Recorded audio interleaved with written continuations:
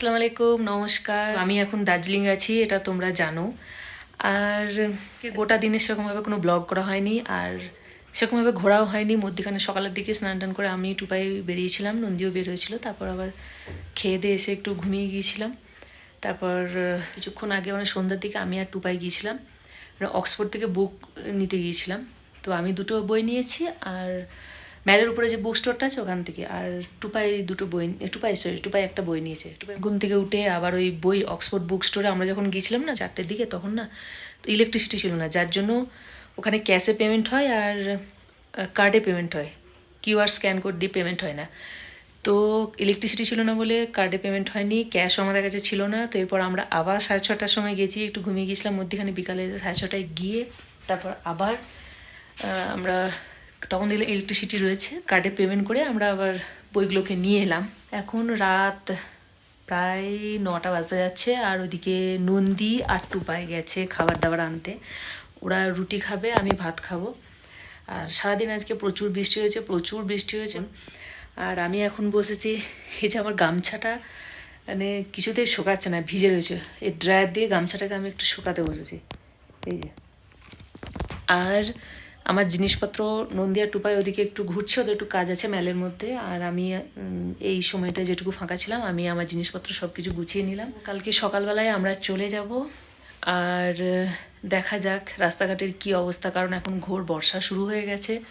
কাল সকালবেলায় সকাল সকাল ঘুম থেকে আমরা উঠবো, তো যা হবে সেটা আমি অবশ্যই তোমাদের সাথে শেয়ার করব।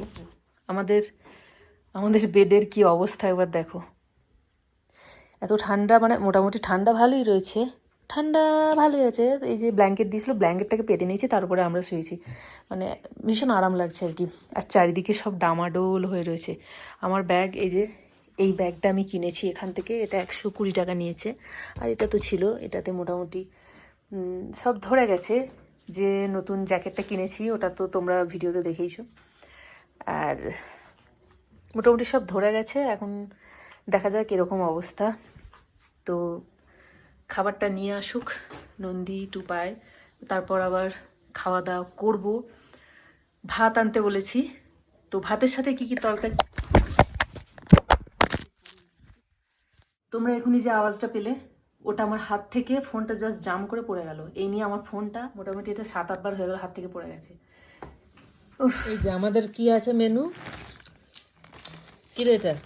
অমলেট, আলু ভর্তা দেবই না, না বলছি আমি দেবই না। আলু ভর্তা, ডিম ভাজা, ডাল ভাত। আর এই যে এই সবজিটা তোমাদেরকে আমি একটা সতর্কীকরণ করে দিচ্ছি। এই যে সবজি দেখতে হচ্ছে পটল, এটা দাম নিয়েছে 80 টাকা। এই আমাদের মেনু হচ্ছে এই যে নন্দিরা নিয়ে এসে মাংস, চিকেন 250 টাকা, আর 4 পিস চিকেন 250 টাকা। 250 টাকা, আর রুটি এখন 10 টাকা করে। আরে এতে তো চাপা পড়ে গেছে সব। ঠিক আছে, এবার একটা ঘটনা তোমাদের সাথে শেয়ার করি, ঠিক আছে?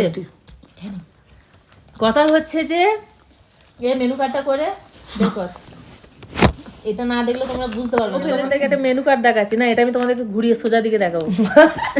এটা কিছু বুঝতে পারবে না, পড়ে যাচ্ছে ফোনটা। আমি ওদের পায়ের, নন্দীর পায়ের কাছে ফোন রাখলাম, নন্দী এত হাসে সারাক্ষণ, এত বকে, ফোন ফেলে দিল। একটু পায়ে তাই করছে, এত স্ট্যান্ড তো নেই। একটা কথা তোমাদের সাথে আমি শেয়ার করছি, ঠিক আছে? মেনু কার্ড বলছি, তোমরা যদি কখনো দার্জিলিং এ বেড়াতে আসো, কোনোদিন খাবার পার্সেল করে নিয়ে যাবে না, ঠিক আছে? কখনো নিয়ে যাবে না। দরকার হলে সে হোটেলে বসে খেয়ে আসবে। একটা সবজি পটলের, যেটা তোমাদের দেখালাম, তার দাম নিয়েছে 80 টাকা পার্সেল পটল, তার মধ্যে গরম মশলা দেয়া। আমি এখনো সেটা খেতেই পারিনি। সে যখন থেকে নিয়ে এসেছে ওরা দুজনে, তখন থেকে আমি সবজির বিলটা দেখে ঝাড় দিচ্ছে, আমি ওদেরকে ঝাড় দিয়েছি। সবজি 80 টাকা, পটল তোমরা চিন্তা করো 30 টাকায় হচ্ছে অমলেট, আর 80 টাকা হচ্ছে পটলের দাম। তাহলে এটা কি মানা যায়? মানা যায় না। ওদের 4 পিস মাংস হচ্ছে 250 টাকা, 60 টাকা এইটুকু আলু ভর্তা।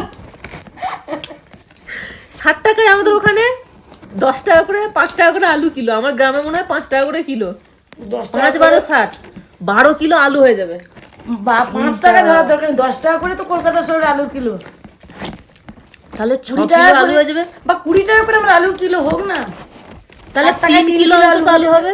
আর এই থাবড়া টাইপের, এই যে থাবড়া টাইপের আলুটা, এর দাম 60 টাকা। এই তো ডাল একটু খেয়ে নিচ্ছে না, রুটি হচ্ছে 10 টাকা করে বলছে না।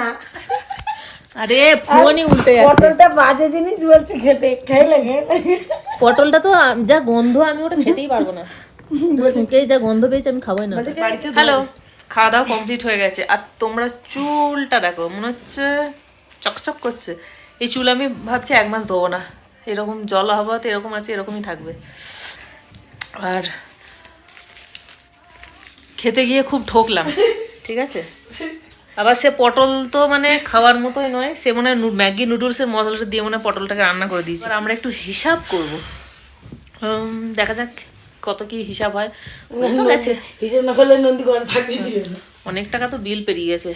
যাই হোক, টুপাই ওইদিকে একটু শুয়ে পড়েছে, নন্দী আবার জিনিস গুছোতে শুরু করেছে। আর আমাদের মোটামুটি প্যাকিং কমপ্লিট হয়ে গেছে। কমপ্লিট নাকি রে? মোটামুটি হয়ে গেছে, আমার তো সব কমপ্লিট।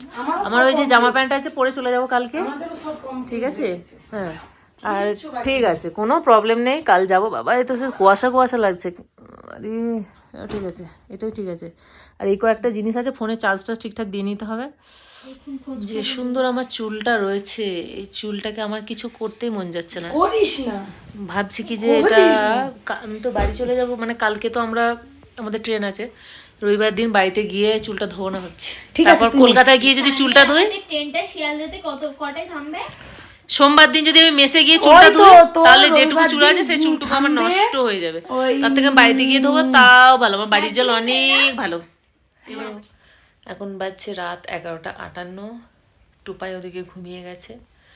আর আমাদের সব কাজ মোটামুটি সারা হয়ে গেছে। একটু ফোন ঘাঁটছিলাম, কালকে সকালবেলায় উঠতে হবে, আবার যেতে হবে। কাল আমাদের সমতলে নামার দিন। নন্দীর অলরেডি মন খারাপ করতে শুরু করে গেছে, ওর সন্ধ্যা থেকে মন খারাপ করছে, আমারও মন খারাপ হচ্ছে। আবার সেই এক বোরিং জীবন, একইতে যেতে হবে, কিছু করার নেই, এটাই জীবন, জীবনের চক্র এটাই। সকালে ঘুম থেকে উঠে কাল যেহেতু সমতলে নামবো, তো কালকে আবার নতুন দিনের নতুন একটা ব্লগ শুরু করব। তো আজকের ব্লগটা এই পর্যন্তই, দেখা হবে তোমাদের সাথে নতুন আরও একটা ভিডিওতে। তোমরা সবাই ভালো থেকো, সুস্থ থেকো, বাই বাই, গুড নাইট।